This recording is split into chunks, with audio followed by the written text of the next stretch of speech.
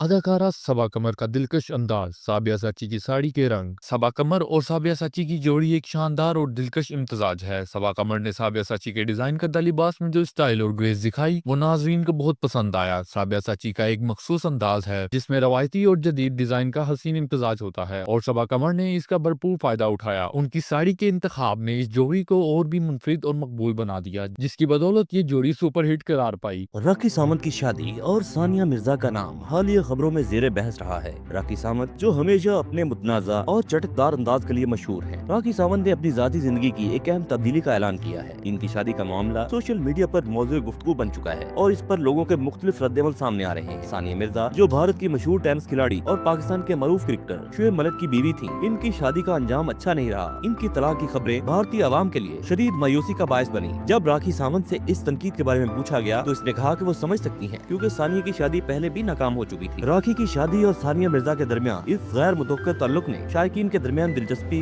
اور سوالات کو جنم دیا ہے، اور اس معاملے پر تبصرے ابھی تک جاری ہیں۔ علی امین گنڈا پور کا ویلنٹائن، حیران کن انکشاف۔ علی امین گنڈا پور نے ویلنٹائن ڈے کے موقع پر ایک منفرد اور غیر روایتی اعلان کیا ہے۔ انہوں نے اس دن کو خیبر پختونخوا کے عوام کے لیے صحت کی سہولت فراہم کرنے کے طور پر منانے کا فیصلہ کیا۔ اس اقدام کے تحت 60 سال سے زائد عمر کے افراد کو 5 لاکھ روپے جبکہ کم عمر افراد کو 10 لاکھ روپے تک ہیلتھ انشورنس فراہم کی جائے گی۔ وزیر اعلیٰ کا کہنا ہے کہ یہ قدم عوام کو صحت کی بہتر سہولتیں دینے کے لیے اٹھایا گیا ہے۔ انہوں نے اس بات پر بھی زور دیا کہ صحت کارڈ کے ذریعے عوام کی زندگی میں بہتری لائی جا رہی ہے اور اس سے حکومت کو بھی مالی فوائد حاصل ہو رہے ہیں۔